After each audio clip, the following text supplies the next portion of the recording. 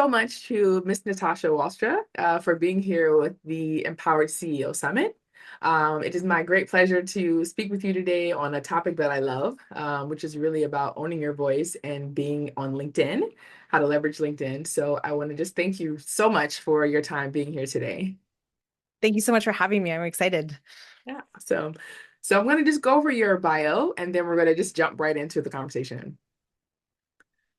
So, Miss Natasha is the founder of Nearpoint Strategies, where she empowers entrepreneurs and teams through empathetic selling, which I love, and authentic personal branding. Natasha's unique nearbound approach focuses on leveraging networks, referrals, and genuine connections to drive business growth with integrity. I love that word, integrity. Her work helps individuals transform their LinkedIn presence into a powerful tool for ROI-driven results. Additionally, Natasha leads the Inner Mountain Foundation, which is a global women's empowerment community where she hosts the podcast, The Climb. So I want to welcome you again. There's so many keywords here that I love hearing.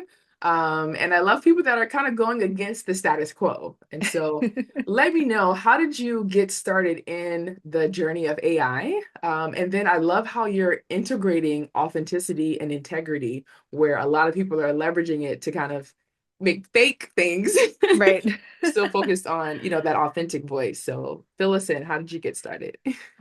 That's a really good question. And I mean, I still remember when it first came out and I had no idea obviously how to use it. We were all still playing around with it, right? But I was working at a strategy branding firm. And content was a big part of what we were focusing on and helping people create content, right? And once I saw this thing, I was like, wait, there's something here. This is really powerful stuff. I just had no idea how to prompt it, right? So I'd put something in and it would come out terrible and it made no sense. And I was like, this is really actually just challenging, or I couldn't figure it out. It didn't click for me. So it was maybe and then I put it aside for a couple of weeks. So I was like, I can't do this, and then I was like, no, there's gotta be some way of doing this. I get it. There's something here. And so then I really just started to understand how to better prompt it and communicate with ChatGPT specifically and treat it as I was having a real dialogue with this thing, it's AI bot. Right. And then it started to help, I was able to really grow and build on that. And so since then, I mean, was it March of, when did ChatGPT come out exactly? It's just a year and a half ago, maybe 2 years. Well, 2020. I think some people have been on it longer than others. For True. me, it was around, I think, was it 2021, 2020? Okay. Yeah, Yeah. so a while now. Yeah.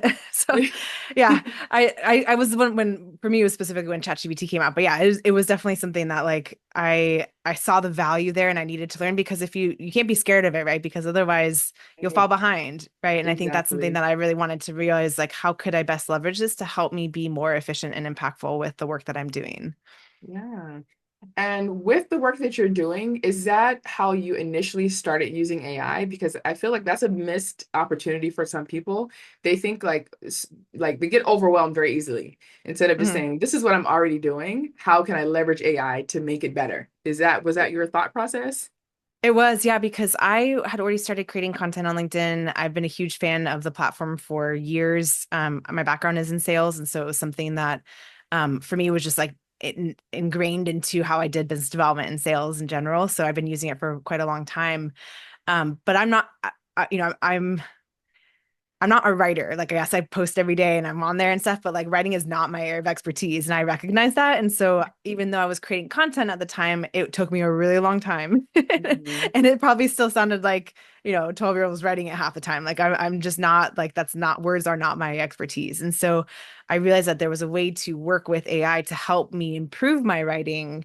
Not that I took ideas obviously specifically from ChatGPT on its own, but I used it as a way to better um create, basically, right? Because Yeah. it's so nice to have that um companion AI, assistant, what are all the things that you can think of what it is. It's like my tutor, basically, because I would look Right. at what is a good post, and I'd have it help me create something similar but in my tone and in my content, and or my ideas and stuff. So it was really interesting to see that. And now I still of course use it all the time, but I don't need it as much because I've already learned so much by using it that way, Right. you know? Yeah. Which is awesome. I love that you are still creating your own authentic content through your tone and through your voice. How can you walk someone through that process? Because it may be that some people that are having challenges with it, they don't know their authentic voice. And so they're on the side of, I'm using it, I don't know what I'm doing with it. I want to sound like myself, but I don't know. And then on the other side of it, people have a fear that they can't actually have their own voice and use AI at the same time. So I Hmm. love that you're bridging the gap. You are using your authentic voice and then you are augmenting it with artificial intelligence. So Exactly. how do you accomplish that so well? Sure. That's Thanks for asking that. So, initially the way I would do it is I would take my writing that was originally mine, of course, and then I would feed it to ChatGPT and say, "Hey, like take a look at these posts of mine. Use that as reference for my tone and style of voice." And then I would Mhm, say, "Now I'd like to create content or a post around this idea." And the mhm, idea maybe from a conversation I had yesterday with somebody, I was like, reminded I want to do some sort of like share around that, right?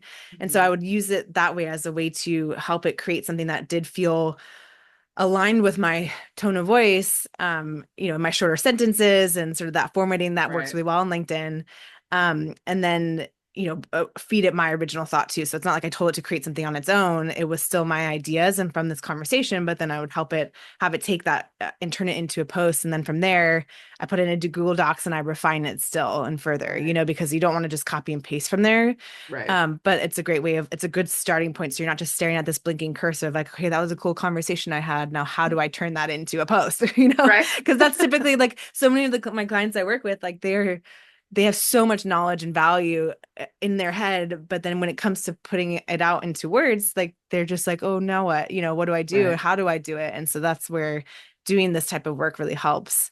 Mhm. Since then, I've like created custom GPTs that like have your style and tone of voice in there as well, samples for it to follow and pay attention to, and rules for it to follow, so that it really like has refined that process even further. That like you get pretty close to where you want to be with those types of prompting. Yeah. No, that's awesome. I love to hear your prompting journey. And I also love that you are actually still having conversations with real people. Oh, And I think people are forgetting that that's a big part of business. And so you can probably really go a lot further with your content and with even defining your voice because you're actually having real human conversations. And so you're leveraging that in order to develop your content. And I think sometimes people are missing that. They're very much focused on posting and creating content, but then what is the foundation of your content? And so I love that you're like, I'm having conversations. yeah. Well, and that's the thing I like to say too so much is that like the purpose of me being on LinkedIn is to get off of LinkedIn and start Mm, conversations, right? But content is a big part of how to get to that point. And so what typically happens with a lot of people is they get stuck on the content side. So I'm like, okay, well, how can I make that journey easier for them so they can start having more conversations? You know what I mean? right. Because that is like one piece to like typically their bigger mission, message, movement, what have you. Mhm, But it's what holds them back a lot of times from just putting themselves out there. And so finding ways to make that easier so that they mhm. can spend more time on speaking to real humans, you know? Right. Yeah, which is actually the sales process that you're talking about. So it seems like you have kind of a maybe like a three-step approach where you're defining your voice, your authentic voice and your tone, and then you're creating content from the conversations that you're having, and then you're moving it to the sales process. Mhm. So did you mention if you enjoyed sales or didn't enjoy sales? Because a lot of small business owners are so afraid to sell. But it's like that's one of the core components of running a business. So how do you utilize LinkedIn in order to really facilitate your sales process? Sure, that's a really good question because um, even though my background is in sales, it's really strange that I landed in that because I'm an introvert. I used to be super shy as well. And so when I landed a job as an SDR, which is a sales development representative, that's where I had to cold call, smile and dial 100 dials a day. Absolutely soul crushing. Probably quite literally like the worst position I could have landed, but I'm also really competitive. And so for me, I'm like, okay, well, how do I still hit my numbers, but that don't lead me to tears every night? And so, and so that's actually how I discovered using LinkedIn. This is, 2017 or so, Mhm. I thought of LinkedIn as a way to connect and network and message and warm call people. And it turned out they were much more receptive to that. And so over Mhm. the years, I just kind of refined this system, even though I didn't know I was doing it at the time. But, I was basically unintentionally building a personal brand, trying to find Mm. ways to, increase my credibility. Like, just to give an example, I was working in a 3D printing company, and my background is anthropology and geography, so nothing to do with anything Wow. technical. But here I am speaking to VPs of engineers and CTOs and trying to think, well, why should they trust me? Right. And so I started to share what our CEO was doing and what our partners and clients were up to. And so they may not know who I am or even our company, but they know Adidas and Vitamix and Ford. And so Right. I was leveraging the principle of credibility by association. And so I just saw the power of what owning your voice does, and showcasing, even though it wasn't my own credibility and expertise there, I was able to build off of what was going on within our organization. Mhm. And I just saw all the opportunities that came from it, not just for sales, but marketing, employee advocacy, right? There was just this like ripple effect of like passion and excitement within the org. And so, from there, I just kind of realized like there's something to be said about this type of selling. Mhm. I wasn't the standard methods that I was taught of like spray and pray, automation, the cold calling, like all that stuff just feels icky. It's not comfortable. It sucks.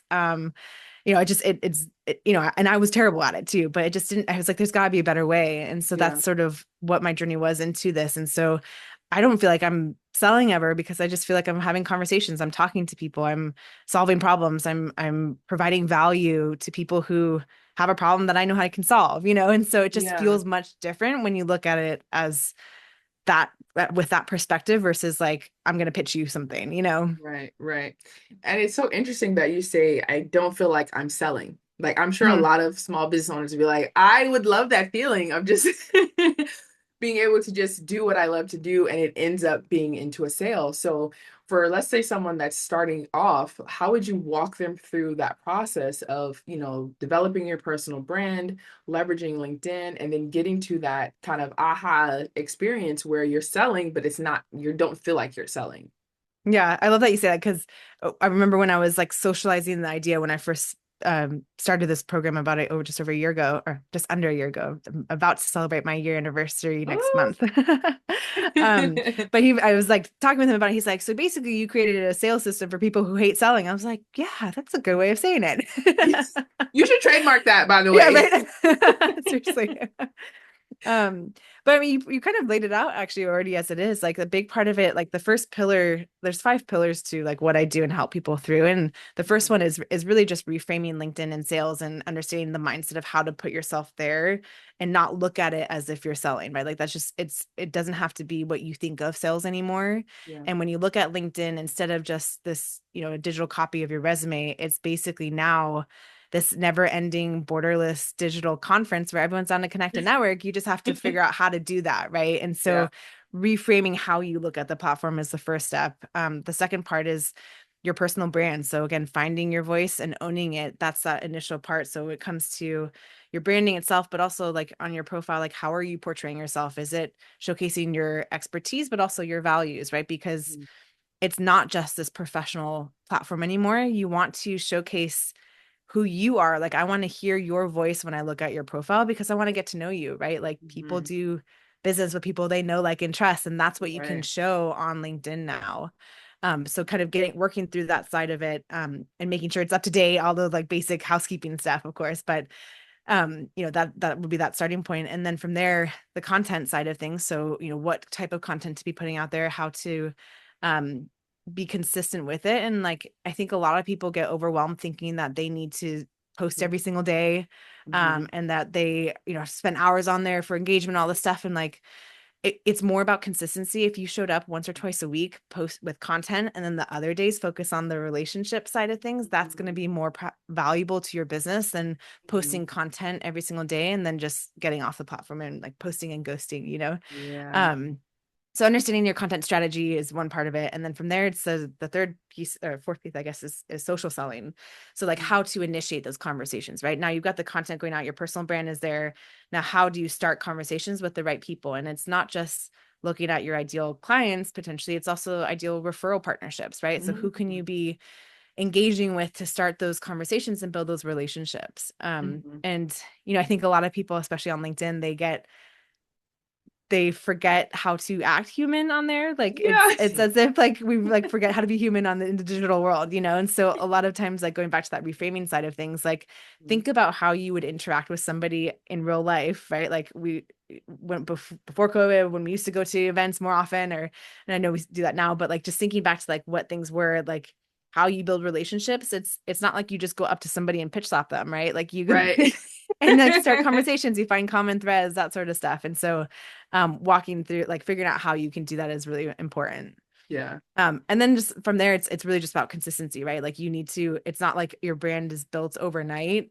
Hmm. So you can't just like, it's not stagnant. You need to be showing up and finding a way to incorporate this into your routine. And even if, again, that's not every single day, it's still Right. putting yourself out there because you want to be top of mind for your network and your network's network. Top of mind. Yeah.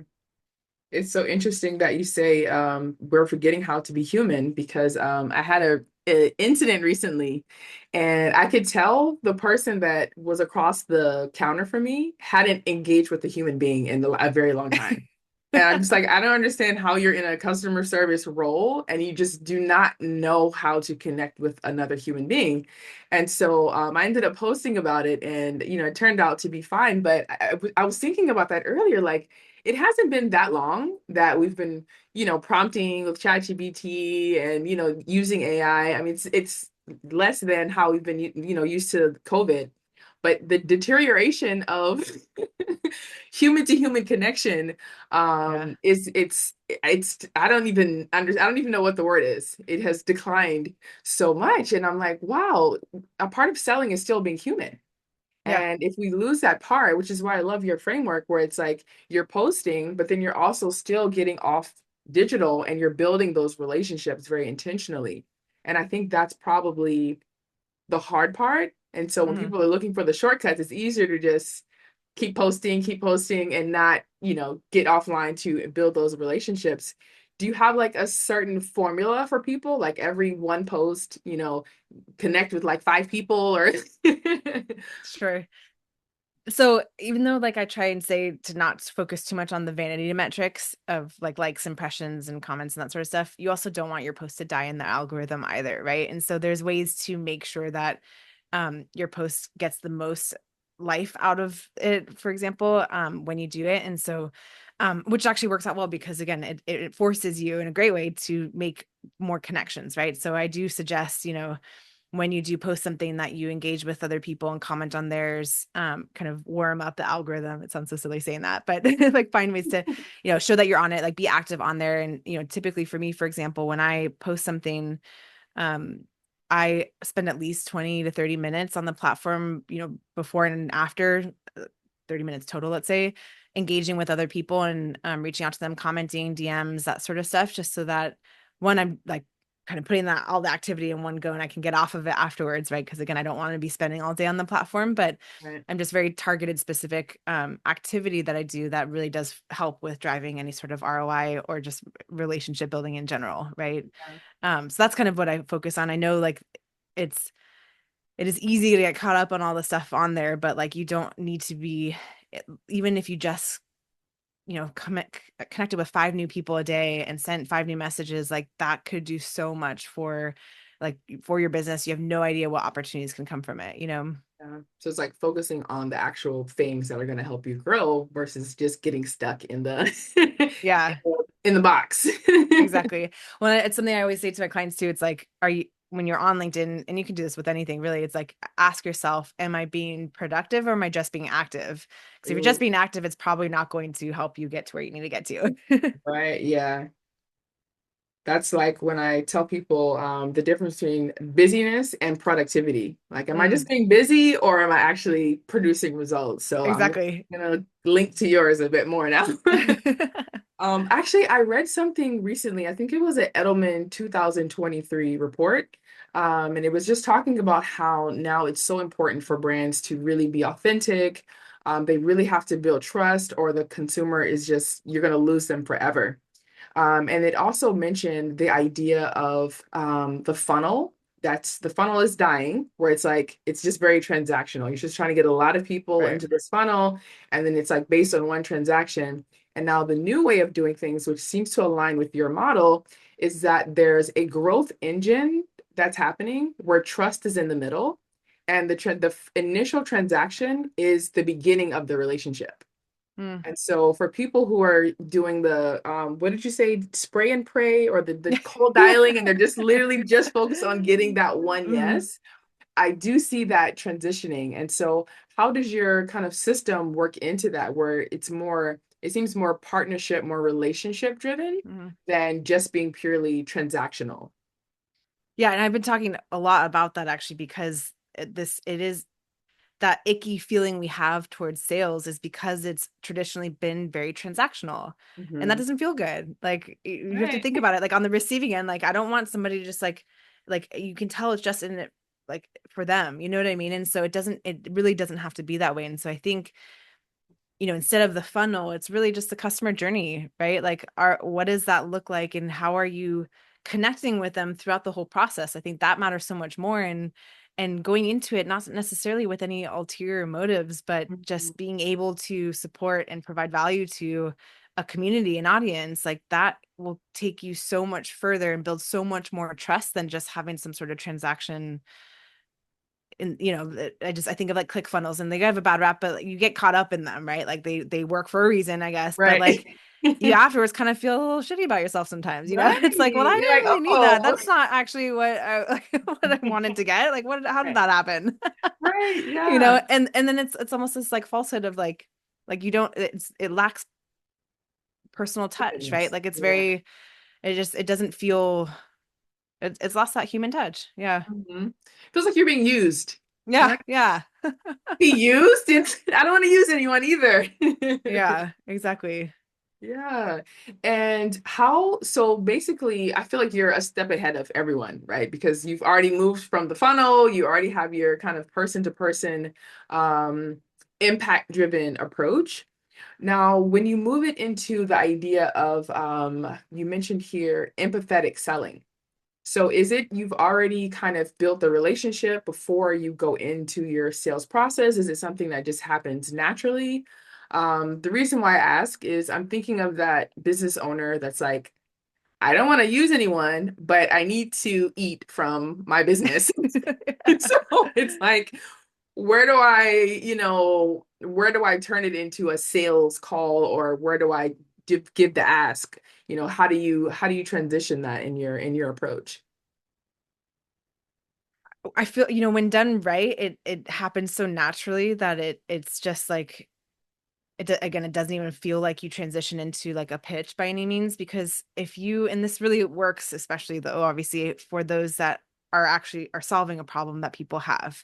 I, Yeah. I can't say that works always. If you have this great thing, but it's not a problem people have, then like you're probably going to struggle with that regardless. Yeah. But if you recognize that there's a problem out here that people have and a way to solve it, it's targeting the right people and building that relationship over time. Like sometimes, it is kind of a long game in the sense that your personal brand, it does, by doing this type of activity, it's not like, I mean, you will get stuff overnight, but also it's people that you're nurturing over time. Like I did a LinkedIn live back in March, and then we connected or something. Anyway, he signed with me 2 weeks ago. And so it's what, 6 months, 7, 8 months later, but he's Mm, been seeing my content. He needed some time to think through, that sort of stuff. And so like, it's just not being pushy either. Like that's the thing for me. yeah. It's like, I don't ever push or create that type of urgency.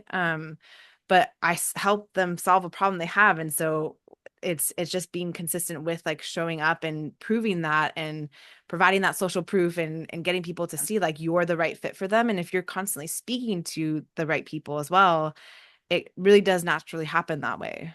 Yeah. Of course, at some point, like if they're it, you can't just be waiting around for the people to come to you either. So I do understand like you have to do more intentional outreach, but again, it's speaking to the right people with the problem that they have, they might be pretty interested to hear how you can support them, right?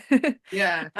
Sharing value too, to start with. Like I have a lead magnet and profile optimization lead magnet that I freely share. I also do a lot of like these like free 20-minute workshops initially when I first started my business, which seemed to like be a great way to get word of mouth out there. But like the more you give, the more you get as well. And that just became my like people that ended up talking more about what I was doing and referring more people. And it just became like very naturally growing that way, you know?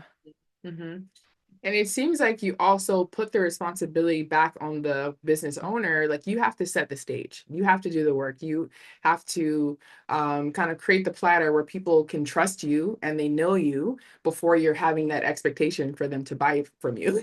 I Hmm. think sometimes we click post and we're like put so much energy and effort into the content that we're creating. We just expect that to now generate a sale, and so it's broken that system. Yeah. I think that's a really great point because a lot of people think like content's going to save everything, right? It's like that is just one piece of it. And also, especially on LinkedIn, like it is hard to get leads coming inbound to you, right? Like it's not like you can just post and like people aren't searching for you. They don't know about you just yet. Like no offense to whoever it is, like that's just they don't know to look for you. And so creating the content's one thing, but then starting those conversations and sharing how people can work with you also, like that's important because if you don't tell people how they can work with you, they won't know. Right. And so I think, doing it in ways that feels more organic, right, is just is better than that whole pitch slapping type of way. But I don't really do any cold outreach at all. I just all through just conversations, and there's some sort of commonality, common thread that like it started, and then you never know where it goes from there, That's awesome because it just seems like you're just authentically being who you are. Yeah. And then the who, sales, who it would have just, thought? Yeah. after all of those cold dialing and spraying and praying, you're like, oh, I could just be myself. And Hmm. It's such a crazy concept. And it's funny too, that position, if had I not quit, I would have been fired because they just did not agree with it because they were all about quantity over quality. And so my numbers were much lower, but they were higher quality, right? And so I think that's another thing too when we think about sales is that it is a numbers game, sure, but it doesn't have to be these like mass numbers of, sending hundreds of emails and that sort of thing. It's really just quality emails and being consistent with that. yeah. I wanted to also ask you, one of the things that jumped out to me when I first became aware of your profile was your very unique profile picture. And I was like, oh, it's like coincides so well because you're about owning your voice, being authentic. And I was like, oh, I see is it a plant? It's like a Yeah, flower, it's a right? plan. Yeah. So is that a part of just your nature, like who you are? Like how do people, let's say you're very diverse in your passions and you're multi-passionate, how do you know which parts to align and showcase Mhm. versus the ones that you're like, oh, let me just keep this one in my back pocket. That's a great question. So it's so funny too, because it was when I was working at this company and I had to do a professional photo shoot for it. And I was so nervous. There was like the formal one and the fun one. And I just grabbed the plant that was on my desk to go to it because I was like, I had nothing with me or whatever. And so I grabbed it. And I was so nervous too. Like I just like it was the weirdest thing that like it ended up working out quite well from that because I was like, I've never done any pictures before. And the guy was like, yes, if I need a couple shots beforehand, So, but what I love, I mean, if you see behind me, I've got plants everywhere. Like I am a plant lover. Yeah. And so it's one of those things that like for me, I've kept it on there because it does showcase a bit of my like who I am. It's a great conversation starter. Mhm. But I think it goes to show too the transformation of what LinkedIn was. Like it Yeah. normally is this like idea that it has to be this professional, stuffy platform. And I think people need to realize too, like it is a place to showcase your personality a little bit, right? Like there is a blend of the professional and personal that you don't want to cross too far into the personal sometimes I'd say. But Yeah. um, when you think about when you went to an office regularly, or maybe you do now again, but you don't just like talk only about business, right? Like Right. there are other things that you learn about your colleagues and peers, right? And Right. so I'd love to call that type of stuff on your profile like ice breaking content, right? So any little nuggets that showcase who you are outside of work is going to help start conversations, right? It's just a much more natural way of doing it. It just doesn't feel like it since we're not used to doing that on LinkedIn specifically. But if Mhm. you can have little pieces like that, it helps start those types of conversations. Yeah. And I get that pushback a lot from small business owners, and I'm like, why are you not on LinkedIn? They're like, oh, I'm missing all these opportunities. My colleagues are getting to speak, and then I go to their LinkedIn, and they haven't posted in like 7 months. And I'm like, you're missing so many opportunities, but can you speak to just the power of LinkedIn and how it has transitioned from this kind of resume focus, someone just trying to find a job to actually being a place where you can become a thought leader. And I feel like it's a little easier than other platforms, but I'm a nerd, so I could just be, biased in that way. Well, I'm definitely biased about it too because I built a whole business around it. But what I think of is a very motivating stat is that there's over 1 billion users on LinkedIn, but less Wow. than 2% of people post any original content. So the opportunity for you to plant your flag and become that category one brand, like the go-to expert in your industry, it is so real. It's just about understanding how to do it and being consistent with it. And so like that's why you like can own your voice on there and you can become the thought leader in your space because there's very few people you're competing against. Like it may feel like there's a lot on there, but That is, it's nothing compared to anything else. Yeah, any other platform. there's a billion. Let me just, because my mind is now like racing, because I've never heard this before. There's over 1 billion people, and it's global, so it's worldwide. Mhm. 1 billion active users on LinkedIn, and less than 2% of people are posting original content.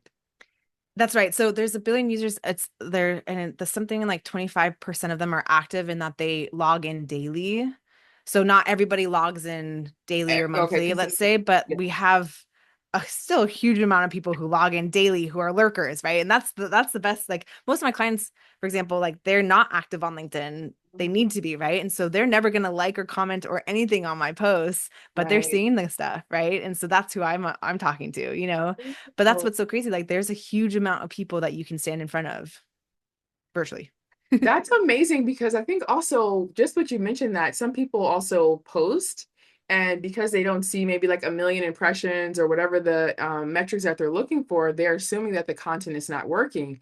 But if you understand how the platform works, you could be talking to potentially hundreds of thousands of people who just are not liking, they're not engaging, but then you Mhm. are planting seeds in those people. And I mean, with the consistency that you're mentioning, that could be a very powerful and affordable way to build an audience.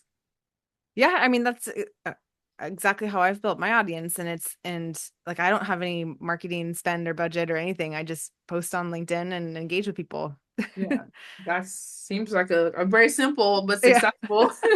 For those of us who don't like figuring out Facebook ads, I tried to do Facebook ads once, and I was like, oh my gosh, even with the degree in engineering, I don't understand. Why are they making this so complicated? I just couldn't figure it out. It is complicated. And to be fair though, too, of course, like there is a world where paid makes sense, right? There's only one Right. person. And if you want to reach more, yes, paid makes a lot of sense. But this is the great foundation to help accelerate all the other work you're doing. So whatever marketing, Mhm. ads, all those type of stuff, like when they go back and see you and see this expert and showcase, this person that they're going to be more inclined to work with you, So it's setting that foundation for everything else you're already probably doing. Right. And I think it also, just going back to what you were talking about before, which is developing your authentic voice, I feel that LinkedIn is probably one of the best places to do that, Mhm. because I think after I did maybe my 100th post, I was like, okay, I know what it is that I want to talk about. I know who I want to talk to. And I don't know if you get that same level of, I don't know if it's feedback. I'm not sure what the word is, but I don't know if you get that same level of confidence with other platforms where it's more like graphically driven. Mhm. But I do feel like I was able to really find my voice through LinkedIn. Yeah, and I think that's a great point too, because even when I first started posting consistently on LinkedIn, I didn't have an offer at the time. This was before I started my business. And so I was sharing some stuff around like what the company where I was at the time. But it really it actually like accelerated my journey of self-awareness because it made me start to think about like what do I really care about? What do I enjoy writing about? What is Mm-hmm. resonating with people? And that's how I ended up realizing, wait, like I actually have something here. And Mm-hmm. I was able to refine that and then like you said, like own my voice in this space specifically, but it took a second to find that, right? But it was because of like that feedback I was getting. It's not just a one to many, like there's a whole dialogue that goes on this platform. And so it helped me get to where I am now, right? Just by showing up. Yeah. And sometimes that's the hardest thing to do, just showing up when you're like, I don't know what to say, but I'm gonna. There was one when you started doing your video posting, you were kind of like, Mm, I'm gonna test this out. I'm gonna just try it and see. And you got a lot of really great feedback where, people were like supportive. And, I think that's another interesting thing about LinkedIn. I feel like it's also more community driven and you mhm. can kind of find your tribe a lot easier than it maybe, other platforms. Totally. I mean, I've got some amazing friends that I've never met. I mean, I met them on LinkedIn and they're like colleagues. We collaborate a lot of ways. Like it's so cool. And like we randomly somehow connected on some LinkedIn rabbit hole at one point, you know? So it's really quite amazing. Yeah. Can you just talk a bit about the ROI that you mentioned? So you have your 5-step framework. Can you talk about the return on that investment and how you've seen it in your business? Sure. So when we think about ROI, it's not just in new clients, right? It's Yeah. also in referral partnerships, it's in speaking engagements, it's in conversations with private equity, new hires. Like there's so many areas and aspects of business development that you can see ROI from this. So like quantifying it can be challenging at times. Actually, I did a post today on making maximizing ROI from events, right? Mhm. Because I went to an event 6 months ago and I was looking at, all like the activity I did before the event. So I posted beforehand, during, and then afterwards. And then I continued the connections with the people that I met at the event as well. So it wasn't just like the event didn't just end there. Right. It continued on afterwards. And so since then, like in this specific instance, like the ROI from that event itself was like 5x. And that's just in actual revenue, not to Wow. mention all the relationship ROI I got out of that and collaborations. I was saying I had 4 collaborations of workshops or um, panels. I had, was on 2 podcast guests, like all these different things that came from it. And it was just so cool to see that. And that's just one specific instance, right? Yeah. Um, I mean, for me specifically, I've grown my business, you know, multiple 6 figures in the last year. Like I'm going on to the like October 11th is the first day of October 11th of last year is when I signed my first client. So we're 2 weeks away from that and like crossed, milestones I never thought I'd be able to. And it was all just through doing LinkedIn stuff. Right. It's wild. Right. Yeah. That's amazing. And I think a lot of people need to hear more stories like that because I think you are very focused on what your strategy is in terms of how you're showing up and the way that you're authentically selling. And then you probably have that kind of pay it forward effect. So when you have like a Hmm. happy client, they're like, oh, you have to work with, this is the company to go to. So it's like Hmm. you're taking the long approach, but then it's reaping a lot of benefits versus doing Right. like very short term activity and then you're like frustrated, you know. Yeah. That's basically like what I've created is a network or pipeline Mhm. of people who know, like, and trust me. Right. Yeah, yeah, yeah. Yeah. So to the small business owner who is looking to say, hey, I'm tired of I think sometimes you can go from a 9 to 5 and you feel like you're in a rat race, and then you can start your own business and also feel like you're still in the rat race. Yeah. And for someone who's like, I would love to just be able to show up, how I am passionate about solving this problem that I can do, what would be kind of your actionable step-by-step process for them to just maybe transition from the outdated version of selling to a Hmm. more empathetic and authentic version that doesn't leave them burnt out, on the floor crying and the spraying and praying Yeah, exactly. approach. Sure. I mean, the first step, of course, is like your profile. Make sure it is representing what you do for who and how, right? Like you can zoom out pretty high or you can zoom in and niche down. To niche or not to niche is the whole question here. But I think depending on what it is you're offering, it makes sense. And sometimes you are the niche, right? So that's a Mhm. big part of it. But um that's really important to like make sure your profile's there because you can do all this other stuff, but if you're not talking to the right people on there, you're not showcasing exactly your expertise and put social proof on there, it's going to be hard to move past that initial like connection. Yeah. And then from there, it's just like even if you're only spending 20 to 30 minutes a day doing activity on LinkedIn, right? Like, maybe even just start to find other industry experts or think of people like, connect with people in areas that you're interested to learn more about so you can sort of learn from them, see what's resonating, find like, because posting on LinkedIn, the content there is much different than what you'd see on Facebook or Instagram. So just like Right. understanding, getting to know the platform basically, because maybe you probably haven't been on it in years or, since you started your business or since you left corporate, like it's changed a lot. And so really just familiarizing yourself with the platform and finding other creators whose vibe with, you know? And so I think Yeah. that's a great way to like start to realize like, okay, well, because what happens like throughout the day, then afterwards, you're like, oh, that would make a great post. Or you can start to think about things in a way that just like feels, again, just kind of organically getting yourself ready for it and like mentally preparing yourself for it. Cause a lot of people I work with too, like they've never been active on any social media. They've always been behind the scenes. So like trying to figure out how to get themselves out there, it's really hard. Like, you Yeah. know, I show up every day almost and I still struggle with it, right? Like it's not Yeah. the easiest thing to do, but I continue doing it because of all the opportunities that come from it. And so just little steps like that of, you know, connecting with a couple of new people, DMing, like even reaching out to like former colleagues of yours and peers, like just saying, hey, how's it going? Like connecting with people you already know. So you're like dipping the toes in, but you're not diving straight in, you know? And Right. so Your safety net.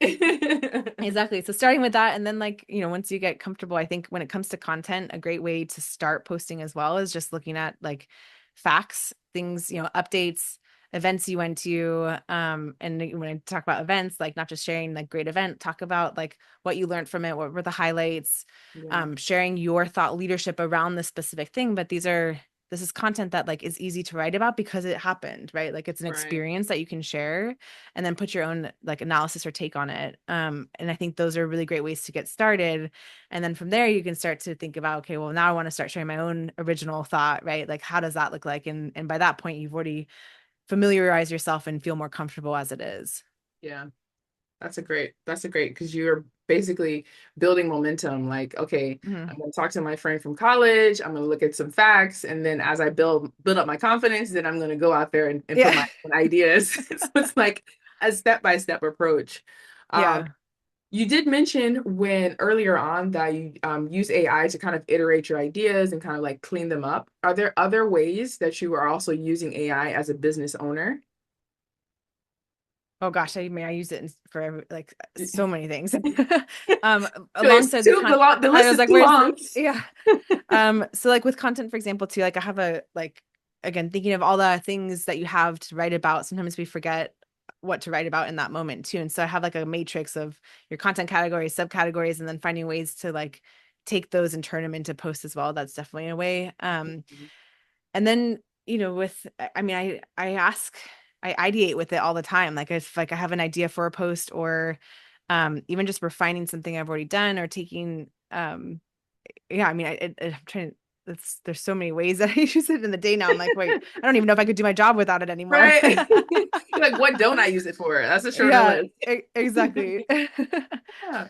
But I feel like for me now, AI is like my business coach. It's a personal assistant. It's man, I'm feeling tired today. What can I like? It's like a life coach, you know? Yeah, It's all the things. You know, I was just helping my daughter with physics. You know, it came up yeah. with the study guides. Oh my gosh, that's amazing. Yeah, it's just like Yeah. cuts across so much. And so just as we're kind of wrapping up, just two things. One for women who are still afraid to use it, and it's like there's so many different things you can use it for. How would you just advise them? I believe that the divides are getting wider. And Mhm. so I don't feel like we have a lot of time to get comfortable with the tools.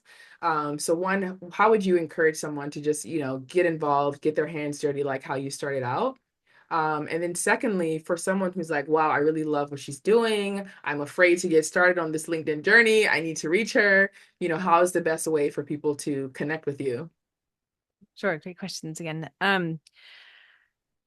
So I think getting started, like you know, I was thinking there's so many things in your day to day that you could use AI for that would help you, like, again, also familiarize yourself with it. Cause I remember too, when I first started using it, it like, I didn't connect. I was like, I don't understand how to make it sound not like a robot, you know? Hmm. Um, but so I'll give you an example actually. So we're getting married at the end of October and Congrats. thank you.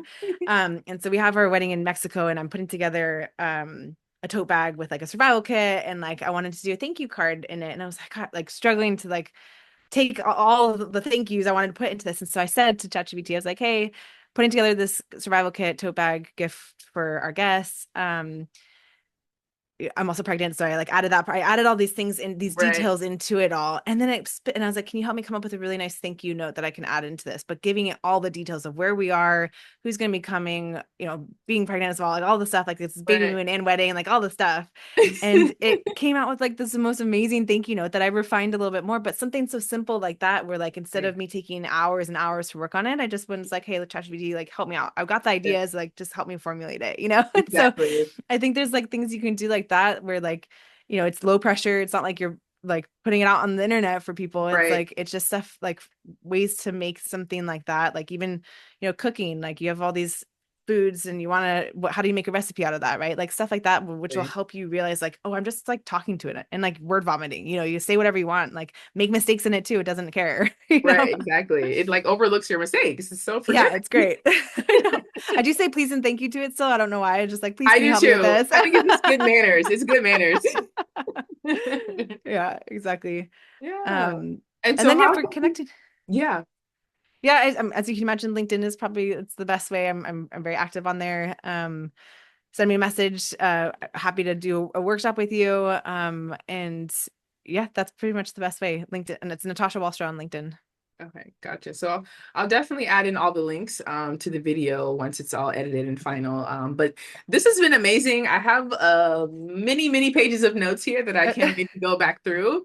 You gave me a lot of insight to think about the sheer population on LinkedIn. I was not aware of that. So I'm like, I need to double down on my Right? Isn't that super strategy. motivating? Yeah. Exactly. I'm like, oh, there's so much opportunity there. So I Hmm. think I made the right choice.